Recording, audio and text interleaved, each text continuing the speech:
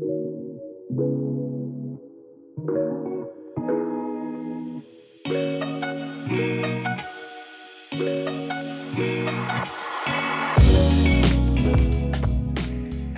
and welcome to Healing Spaces Design Dialogue for Mental Health, where we explore the intersection of behavioural health and environments that shape our well-being with industry experts and thought leaders.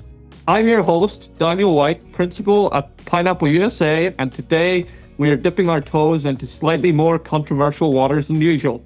We'll be exploring topics that sit more on the fringes of what people usually discuss. Maybe because there are legacy issues at play, maybe budgets are often too restrictive, or maybe there are just harder questions people naturally shy away from. Today's podcast is a conversation grounded in real-world behavioural health delivery rather than theory. We look at how mental and behavioural health design is full of assumptions that often can become default standards, and we challenge those assumptions, asking the questions we all debate quietly but rarely say out loud. With me to challenge the status quo are Rachael, Director of Mental and Behavioural Health Design at global architecture firm HKS, and her colleague Martyna Falloni, Senior Medical Planner and Associate. Welcome to both of you. Thank you, Daniel. Thank you, Daniel. Okay, so the first question I've got for you guys is around privacy and safety. So what do you think are the priorities, privacy, safety, or throughput? What are we really optimizing for when we're designing facilities? Are we designing for patient outcomes, or are we designing around operational fear? I love this question. Yes, the answer is yes. I think that we're trying our best to hit the sweet spot of the Venn diagram, honestly. I think when I sit with clinical teams during planning or post-occupancy visit, this question constantly comes up, not really as a theory question, but more as daily operational realities that we're all trying to work toward. I think privacy really matters because patients are arriving to these facilities at their most vulnerable moment. They need places to decompress, to cry, to regulate, to scream at the sky and feel human. And if we're not considering that, then we're doing them a great injustice. Safety obviously is fundamental. It is a non-negotiable for behavioral health facilities. Staff have to be able to observe and intervene early to prevent harm. But I think that so much more often than not, that's where the conversation ends. We don't talk about hope. We don't talk about all of the wonderful benefits that the environment can lend us if we allow it to. So I think the throughput is real. Emergency departments and crisis services are totally overwhelmed, and behavioral health units are under constant pressure to really stabilize and transition patients efficiently. It's unfortunate, but it's part of the reality that we're working within. What I've also learned from clinicians is that a very serious tension arises when we're designing for the rare, very catastrophic events rather than the day-to-day therapeutic work that happens over the hours and over the days that patients are involved in their healing process. So, for example, in one facility, full visibility into every patient room, improved observation. But patients really struggled because feeling constantly watched really increased their anxiety. It really disrupted their sleep patterns. It and just led to less than desirable clinical outcomes because of paranoia and other. Staff later adjusted rounding patterns and added more visual privacy strategies to support safety and regulation.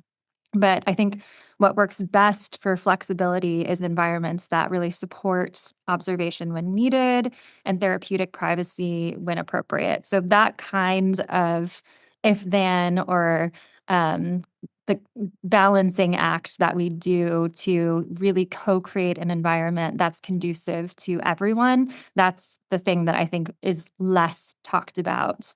No, that's pretty interesting what you say on privacy, Rachael. I think Martyna's got something to add, but I was in a unit recently and I was quite surprised. I knew that they checked their patients very often in the night, check the rise and fall of the chest, etc. And that's obviously important. But they said every 20 minutes. And I can't imagine, that someone looking into my room every 20 minutes. I can definitely see where that would not be conducive to really a healing environment. So it's so much around staff and their clinical practices as well as the actual built environment. But go on, Martina, I didn't mean to cut you off. Oh, no, absolutely. And to add to what Rachel was talking about, managing the need and throughput with safety and security, as well as patient privacy, brings us back to the conversation about private room versus shared rooms. And that's a ongoing, very important topic that we've been battling. There's pros and cons to both of them. And depending on your population, really the need of having someone there with you or not, and ability of having maybe units that allow us to have rooms that are private based on your diagnosis, but also having rooms maybe where you can benefit from having a friend and having a person that is going through it with you. We had a lot of those conversations on recent projects that I was working on, especially in a pediatric setting, where leveraging the privacy and the territorial need of having my space, but also the human need of I am not alone in this. There's someone else who's going through it with me in a similar setting, right? Because the interesting part of pediatric hospital to me is we have kids in various ages that are going through a lot of different feelings all at once, while we have adults taking care of them in one or the other way, and building that trust and the relation. And how can we help them not feel alone in this crisis situation? But that brings it to what Rachel was saying, that also brings a conversation about how is the room set up? What are those visibilities? What is the need of separation versus togetherness? And how can we address it with a built environment and some additional features in those rooms that maybe allow us for that flexibility on an as needed basis? That's very interesting. You're probably touching on one of the most controversial subjects or most talked about subjects. To be honest, I didn't think dual occupancy rooms existed in behavioral health units until I came to the US. I was just used to Ireland and the UK, where every room by default is a single room, generally with an ensuite. There were a couple of old dormitory style units, particularly in Ireland, where you had maybe up to 8 to 10 patients all in one, but they were mainly being disbanded, and we were mainly talking about how we repurpose that facility into single occupancy rooms. Another thing that I remember sitting at a conference, and the same topic came up, and the speaker refused to really to get too opinionated on it, should I say? But one thing they did say, which I fully agree with, and I'm interested on your thoughts, is that really, if you're working with a certain square footage and single occupancy rooms, would affect the amount of day room space, for instance, or open milieu space, or even group therapy spaces, then that would almost not be conducive to have single occupancy rooms. So yeah, I'm keen to get your thoughts on that, Rachel. I have so many thoughts on this. Okay, I'm gonna kind of backtrack a little bit. But yes, the dual occupancy or shared rooms can definitely support clinical outcomes for some patient types, and within those patient types, some of the population. So to Martina's point, yes, like adolescents and youth can definitely support each other and kind of co-regulating. Sometimes we see this with our kids when it's like, okay, my kid has a hesitancy toward eating at home. Like, put them with their peer group, they're snacking like crazy. So I think, adolescence is a good example. Uh, Geriatric friends that have maybe some confusion or loneliness, we definitely see some operational and clinical benefits because you're kind of providing them some reassurance and orientation. You're giving them social stimulation. So there's groups within mental and behavioral health that we definitely think the shared room, from what we are seeing today, has some benefits.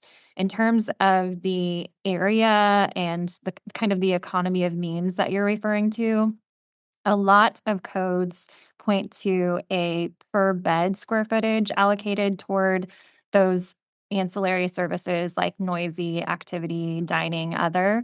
So it's less about, the bed count or the room count and more about there is some economy when you moved from a private room to a dual occupancy room because you're going from, X clear square feet to a smaller percentage per patient when it's dual occupancy. But yeah, that is one of the kind of tools in our kit if we start to look at a building footprint that is limited due to, the site or the cost of construction or other, that we can leverage should we need to.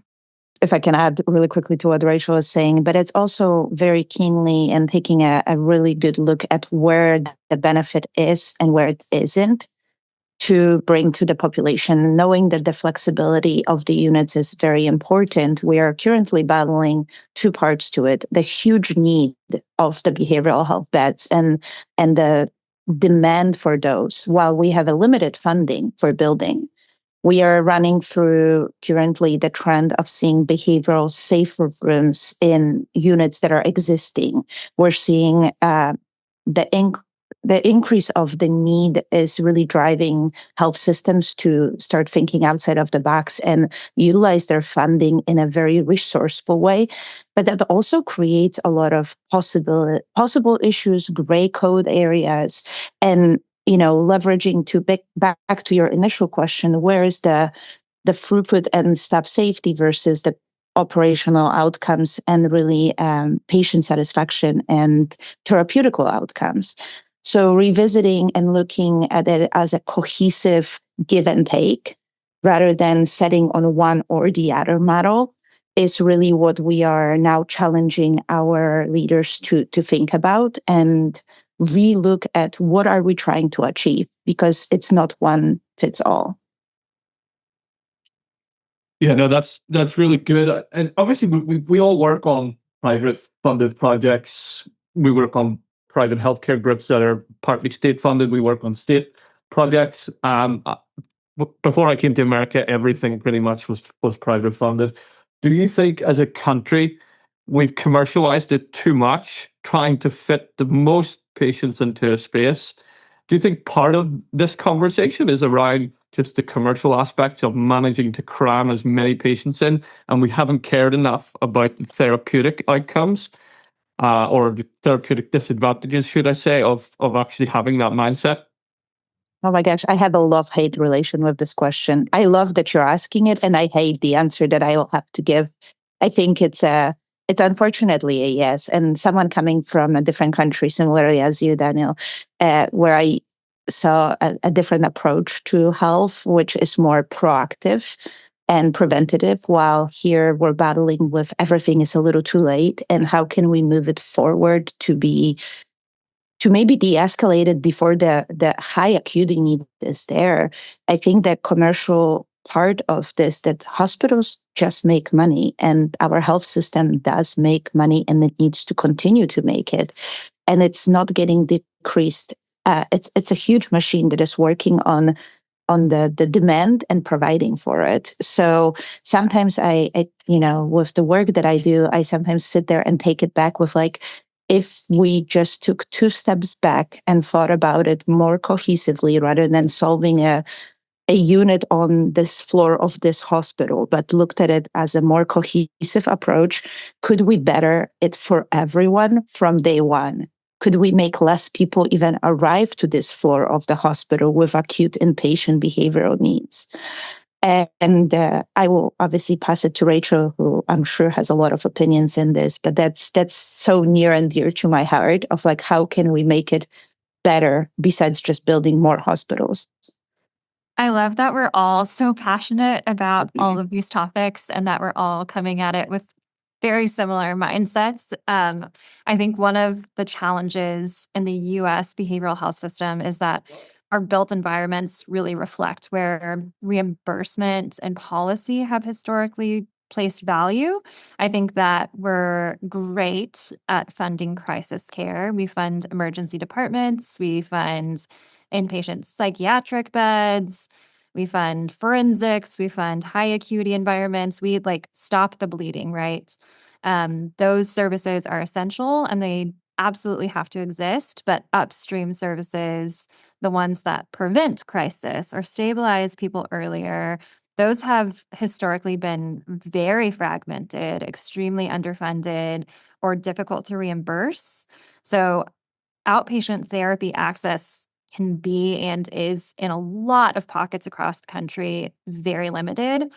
Inpatient is less so, but intensive outpatient and PHP programs really struggle financially often. So, crisis stabilization and short stay assessment models are still really fighting for consistent reimbursement pathways. We're seeing some improvements, and then we'll see it just like swing back in the opposite direction. So, I think that community-based supports really vary dramatically by region. We look at catchment area analysis really closely at HKS, and sometimes we will review a pocket of the country and just observe the complete lack of services and like just send them our thoughts and prayers because I don't know how families and communities support loved ones or deal with, the needs in their community without access. And it breaks my heart. So yeah, HCAS, we have strong relationships with senators. We have strong relationships with the House of Representatives. We talk obviously with our manufacturing partners. We're just trying to be connectors because the need is there. We all see it. We all can solve a part of the puzzle. So I'm very thankful for these conversations. And I'm very thankful for Pineapple, just to throw it out there. Yeah, no, that's great, Rachel. I always value interdisciplinary conversations. If we're all talking to one another and we've all, no matter how small or large our piece of the jigsaw is, then we're going to get the jigsaw built without missing pieces.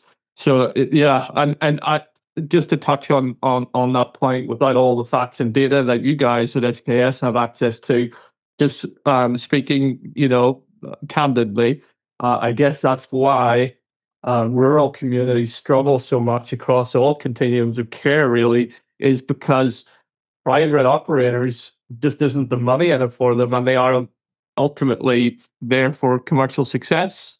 And that's why some of those outlying places maybe don't get the same attention that they could do if there was a higher population. Often we talk to owner groups and they'll say, oh yeah, we really want to do all pineapple product, and obviously we've got our place in the market as a bit of a disruptor, a premium product. But we want to do pineapple on this project because this is our flagship project. This is going to be the best one we've ever built. We're going to invest more into this and that. Well, really, they should be doing that across every facility. Do you agree with me on that? Yeah, I think rural communities specifically really highlight the structural gaps in our system. So it is in part commercialism, it's how it's reimbursed, it's about the workforce distribution and service models and where that intersection really lands. A lot of our projects really prioritize like what is the code kind of say? What is the bare minimum that we absolutely have to do? That is priority absolutely number one. The code kind of dictates this is non-negotiable. There will be no VE. And then anything that's above and beyond just because of where we are in the market and what we have seen trend in terms of escalation and per diem and the labor gaps and everything, we're seeing construction costs just rise and rise at a really alarming rate. And so, yes, I think that there are products that offer the environment, um, more cleanability that, meets all the infection control needs, that will last the test of time and that are extremely durable in these environments, provide flexibility on weighted or unweighted furniture for different populations, are colorful, are comfortable. And then at the end of the day, when we have to look at the budget, sometimes, not always, but sometimes when we have to make those cuts, we have to look at, okay, this is above code minimum. So where do we start to make those cuts? And that falls as more of a listening exercise on our end, where we just have to really hear the client out. Do you want to prioritize comfort? What does comfort mean to you? Does it mean, enhancing the mechanical solution in the space to give patients control over the temperature? Does it mean, giving your maintenance team access to turning water off in certain bathrooms because somebody has polydipsia or somebody, has flooded the bathroom again? Or we just have to really listen to what those asks are. I hate when it happens to art and furniture personally, as someone who grew up with a mom that is an artist. But we can advocate as much as possible. And I think that showing the lifespan of the projects and the lifespan of the products that we put into the environments is helpful as we start those conversations. But I hope that answered your question. No, that's great, Rachel. You really did. And do you think, as an industry, across the industry, we do enough? We spend enough time looking at post occupancy studies to actually assess what happened when I made this design change. How does that compare to a unit that was built in 1970? I can speak for what HKS does. I cannot speak for industry as a broad one, but I think on our end, we do prioritize the research. We want to hear the good, bad, and all the stories, because the only way for us to truly learn and value the learning curve that we're applying to all those projects is to listen to the people that are there in a day-to-day base and hear them out truly, to account for what are their needs. And a lot of times those environments are new to them as well. So they're learning with us. So we need to close that loop so the next project of that health system can be better. Ability to speak to some of those changes that are happening during the construction process are important too, because there's a lot of things that really happen without the architects knowing. And then you're put in the position where now you need to react to the chain effect that already happened. And how can we make it better? How can we make it something that brings value? And to what Rachael was just saying, is listening to our clients with a keen look at what are their values, because they're not going to be consistent across different systems. They're not going to be consistent across different populations or different geographical location. One thing I wanted to circle back, and this is maybe a little late to this, but point a positive to the system is the fact that the conversation about the mental behavioral health is happening is a huge improvement from 10 years ago. The fact that we're talking about different types of behavioral issues that are seen in our society and not just putting everyone in a one bucket of this is, ligature risk, and we go here, you have a safe room, and this is all. This is already a huge step towards the better future for all of us. And I think the community, the rural communities that we're talking about, not only not having access to some of it, but they're usually the slowest one to catch up to this, the lack of stigma around behavioral health. So helping with the built environment that is pleasant, like, again, going back to Pineapple's offering of furniture that doesn't look like institutional furniture, already makes people more comfortable as you come in, fostering that conversation that is not starting from the point of stigma and being ashamed of that I am even here. And I think this is a huge for our communities to foster that trust and build upon it and help one each other. And to, like what I was saying earlier on, trying to de-escalate before we even need the crisis. is really starting in the community base and understanding what were you taught at home, understanding that there are people with different approaches. There's the people with different needs and different issues that are arising throughout. And sometimes those need help. And sometimes we can help them de-escalate it by just simply providing a space that takes them out of the noisy environment and gives them 2 minutes to gather their thoughts. Or is it maybe creating spaces in which we have more control over lighting? It's too bright for me today, or maybe today I need it brighter because I'm having a bad mood and I need that uplift. So I think giving autonomy to people early on and talking to them that this is normal that you feel this way is really very important. And I know I went on a tangent to the right of what the question was, but I think it really ties back to, Daniel, what you were saying about providing the environment for everyone to feel confident in, I am welcome here. And how can we do this? There's built environment and there's all the surrounding things like art, furniture, or even, bringing nature into this, allowing us to connect back. We are living in such a fast-paced life right now that sometimes to find a time for you to take 2 deep breaths and be like, oh, wow, I am overworked right now. I need to clear my head. This is where all this conversation is really starting. Like, how do we get there?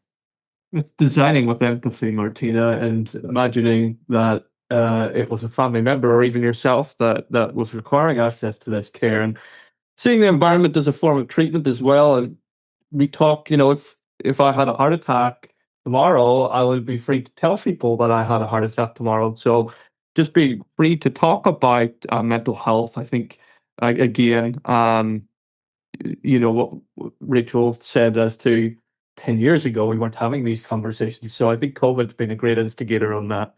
But I've got a lot to cover here, some questions. But in terms of just to take us back to that question of single be dual occupancy rooms, what I pretty much took out of that conversation from you experts was that both have their place. It depends on which one would be advantageous, but the patient demographic and their diagnosis needs to be heavily considered on what is the best environment for that individual. So moving on to question 2 there, then, which follows a similar vein. Is an ensuite necessary in a patient bedroom? And what does that do in terms of staff convenience and also patient dignity? I think this is one of those topics where the right answer really depends entirely on the patient population and the care model. En suites can obviously support dignity and autonomy for survivors like of trauma, older adults, and patients with mobility limitations. Having private access can actually reduce stress and a lot of embarrassment. So at the same time, clinicians often share the operational realities that we need to listen to. So in some units, depending on how we've configured them together, en suites really reduce patient movement and social interaction, which affect milieu engagement. I think a lot of people don't consider that when they are pushing for the ensuite. But in others, staff notes increased delays when assisting patients who require a lot of supervision. There's also the safety considerations. Each bathroom introduces a lot of risk that have to be mitigated through really thoughtful selection and observation strategies.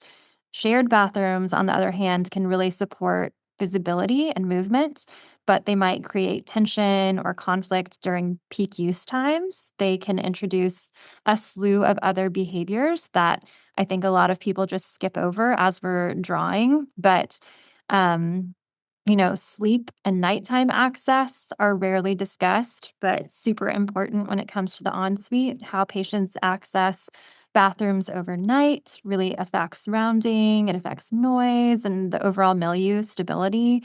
So the ensuite is something that we have talked about on every project at least 1,000 times. And so happy to talk about it all day, but those are kind of my initial thoughts. What do you tend to find, Rachel, in terms of what percentage of facilities that you work on today do you find go for en suites compared to go for shared bathrooms? Today, and I will say I sit in a global seat, so I will answer this specifically as it pertains to the States. Ensuite bathrooms are a part of about 75 to 80% of all of our projects. Oh, really? Shared Okay, interesting. bathroom is pretty unusual. Yeah, Agreed. okay.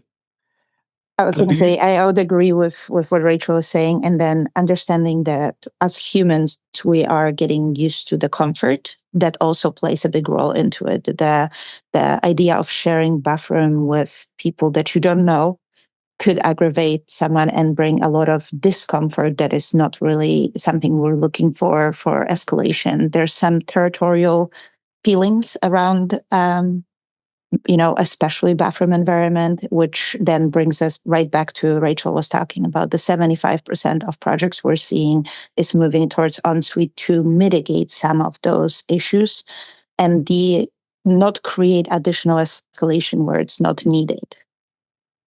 Interesting. And then I guess again, this comes back to the square footage conversation. If you're putting ensuite bathrooms in, maybe people are pushing towards low occupancy rooms. Do you tend to have to find that you then create a kind of chase, if that's the right word, where plumbing fixtures, etc., can be accessed, kind of like a service corridor, where patients don't have access to, so that those bathroom components, i.e., faucets, anything plumbed, really, showers, etc., can be accessed and maintained from outside of the patient room. Yes, sir. That is typically what we do to support access to the ensuite from the patient side and then access to the maintenance from the corridor side so staff aren't interrupting services on the interior of the patient room. And then to the dual occupancy rooms, the bathroom then creates a whole different adventure of issues of privacy, right? We are having bathroom doors that are genuinely for behavioral health, for safety and visibility, are not locking. There are partial height, and that's a conversation we've been having on multitude of projects, especially renovations, is how do you provide the visual privacy in the bathroom that you're feeling confident in your vulnerable moment of I am taking a shower, I am undressing. How do we provide for that separation while it is a shared space that I cannot lock? How do we indicate that this is occupied, this is now mine, this space becomes mine for this fraction of time of a day because I am there?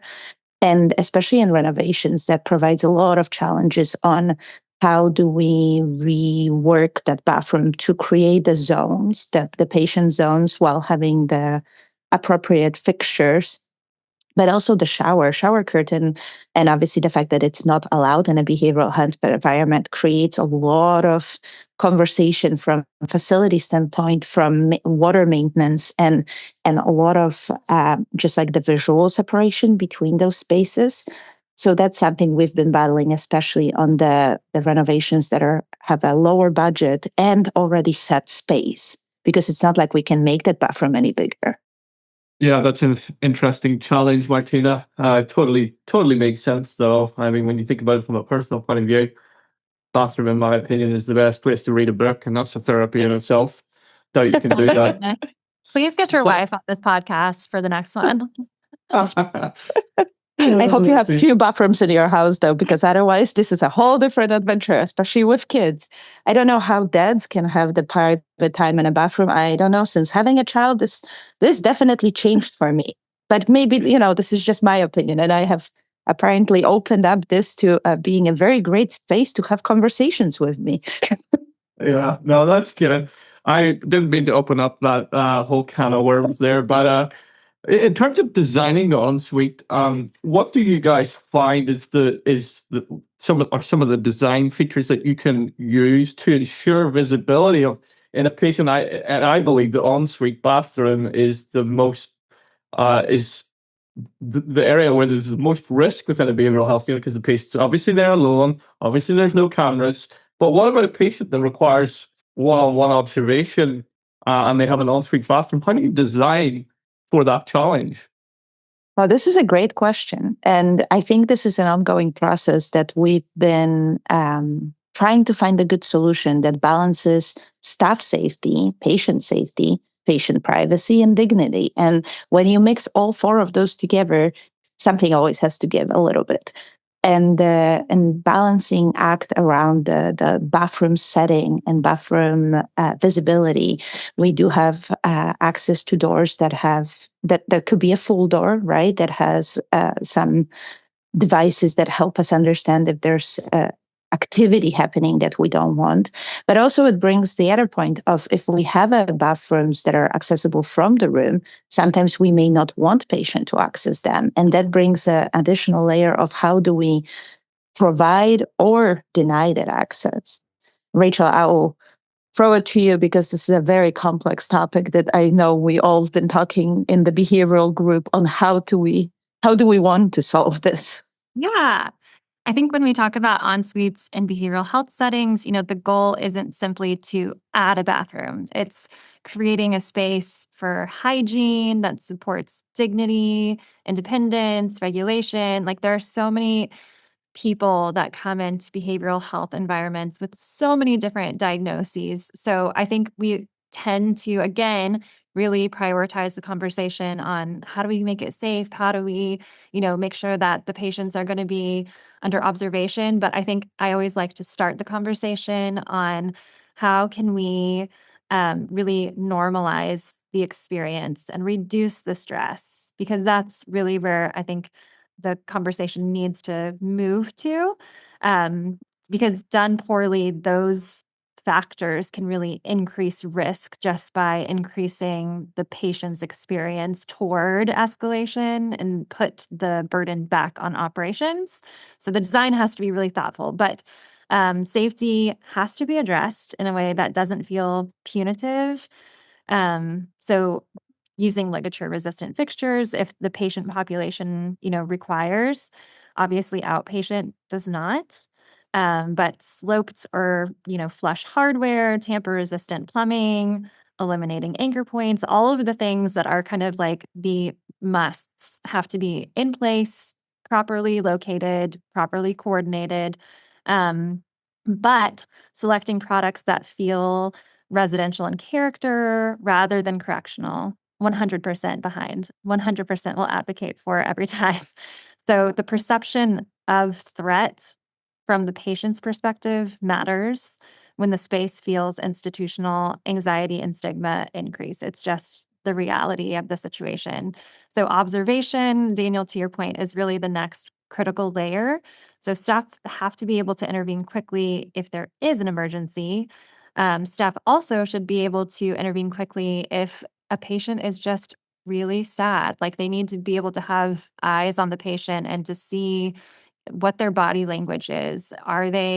Is their posturing changing based on how they see themselves in the mirror? Just, they have to be able to have access to those visual cues so they know how to support them for the rest of the day, for the rest of their week, and so on. So I think, every intervention that we put, every solution that we place in the environment has to be well thought out.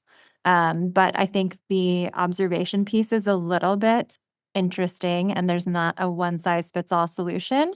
We have been using a lot of the foam doors that give more visual access to the patient room from the exterior within the patient room itself, or from the corridor with the glazing and a vision panel from the exterior of the corridor that's controlled. But um, then we get the pushback on, there's not acoustic control with the foam door. There's not control over water should it start to back up. Like, what are the other options? So we've looked at sliding doors. We've used all of these products across the country and across the globe.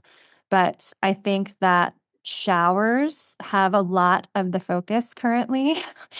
uh, they require particular attention because they present both safety and operational challenges. So, recessed or flush fixtures, ligature resistant shower heads, the sloped ceilings, and really carefully detailed drainage, those things reduce the risk while supporting ease of maintenance. But like the slip resistant, seamless flooring, like that improves safety and infection control. But some of those, when you start to put all of those together, you'll find a lot of other coordination items. So I think, again, like the ensuite, it is a case by case. What does your catchment area render, and what would be the most appropriate solution for that population in terms of bathroom access as my final answer? Yeah, Yeah. that's good, Rachel. And I remember going through a just before I came to America, going through a super prison they just built in Northern Ireland. And by the way, it was built single cell occupancy with ensuite bathrooms throughout, on all the rooms except where there was a chaplain. They did do dual occupancy rooms there, and I was quite surprised because they had like a hole on the outer of the wall where obviously we're talking about a completely different industry sector here, but they had a hole in the wall where they could lift the flap and they could actually see right into the ensuite. But it was controlled so that obviously other residents of that particular prison, they couldn't look in on other residents. But I feel like you have a visceral reaction to a solution like that in behavioral health, with the paranoia that could come that, hey, Yeah. well, the flap may open, someone may watch me. Yeah, that makes me very sad. I was gonna say I would have a reaction to it without a behavioral setting. Like honestly, as just a human, having that uncertainty. Well, I think we all have been in like a single bathroom that someone knocks on a door, and that moment when you freeze is so unpleasant. Like Or you even forgot to lock it, Martina. oh, that's a whole different adventure. Like we're not even going to go there. But I know, like in Europe, the golden standard for single occupancy toilets is to have an occupancy indicator on the outside to avoid that moment. So you can visually allow people to, oh, someone is in there. Let me not knock. So here, if you on top of it add already having, stressful situation being in the unit, like by default, you being admitted to an inpatient setting is stressful, right? So if you start layering all those feelings on top of it, I think to your point, Danielle and Rachel, that's just something we're creating additional observation and uncertainty. It kind of boils down to how do you express trust and grow patience in trust? Like extending from staff, I trust you in this space. I trust you because the environment is safe. I trust you because I saw you 5 minutes ago and I know where you're at. And extending that to how do you get the patient to then be vulnerable and say, you gave me this trust.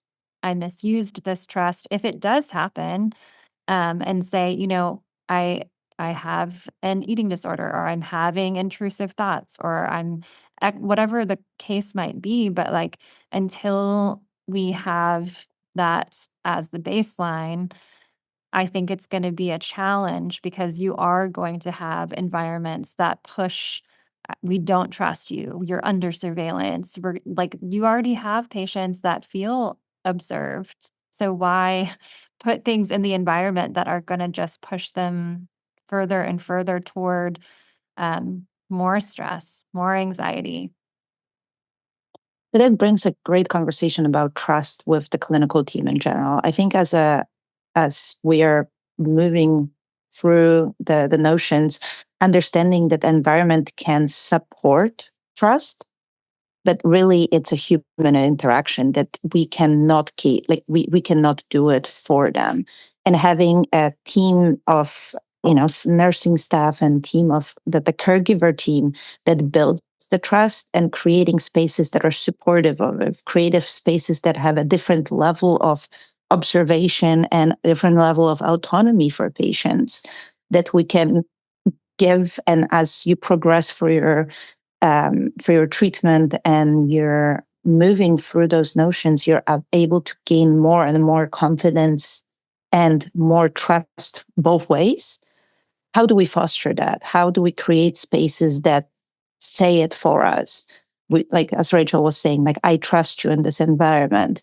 But then how do you also create a spaces that allow patients to express themselves, to foster their curiosity? And if those are pediatric patients, how do you foster the curiosity of play that sometimes may, get a little rambunctious, but it doesn't mean this is something bad. How do we give them that outlet?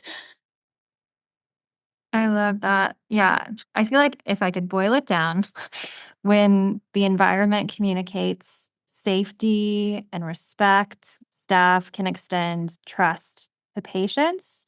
When patients feel that trust, it really allows them to be vulnerable. And in that vulnerability, they begin to really trust themselves again. I think I've shared this with this team because I'm super passionate about it. But I was practicing architecture, thought about ejecting from architecture, and started to study counseling and psychology back in the day. I did not graduate with a license or with a degree in either, but that is kind of where I have landed here. I love learning about the human condition. I think that we're wired beautifully and so interestingly. But I had, during clinical rotation, a patient that knew the right answer, knew what to do all the time, like, had a if they had a quiz on, "Here is a scenario in the real world.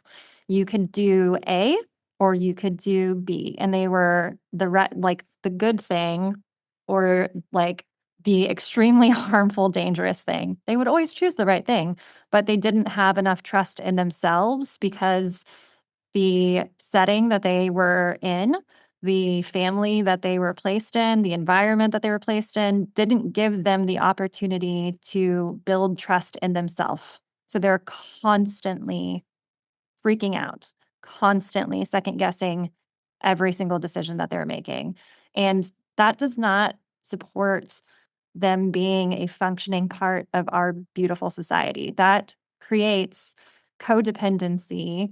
It creates tendencies for them to just embrace really destructive behavior and just make them, a shell of a person. And we're not designing these spaces to create shells of people. We want them to know, I learned this tool when I feel this in my body.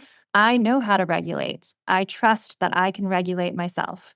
Or if I start to feel a tendency toward this addiction that I know is destructive to my family, I know who to call or I know what to do because I trust myself. But that has to start somewhere. If it's and Martyna and I are coming at this as architects on the call. The real MVPs, and I think we can all agree on this, are the clinicians and the families that are there doing the hard work. But if we 100%. can be a tiny part of the solution and create a space that just enhances and adds kindling to what is happening and building that safety and that trust, then we're here for it. Like, we will do whatever we can. We'll come up with solutions in our dreams and show up the next day with 20 different options, but we can only do so much. As we've been having such great conversation, I've realized that we're going to have to split this particular episode into two separate recordings. So what I've heard to sum up from today is that there is no real right answer to single room occupancy versus dual room occupancy. There's no right answer. It depends, but we have to be thoughtful. We have to consider the patient group and the potential diagnosis. I was actually speaking to someone who a family member who received the diagnosis today, and they were in a dual occupancy room when they received the diagnosis, and the patient next to them actually happened to be a trained therapist, and she described her as an angel. So it's a good example of how there is no right or wrong answer. But we're going to wrap up part one of the podcast. So please keep an eye on your feeds and social media to see when part two will be available. You can also find our other episodes on Apple and Spotify, where we explore new ideas and emerging research in behavioral and mental health design. Thank you for listening. Until next time.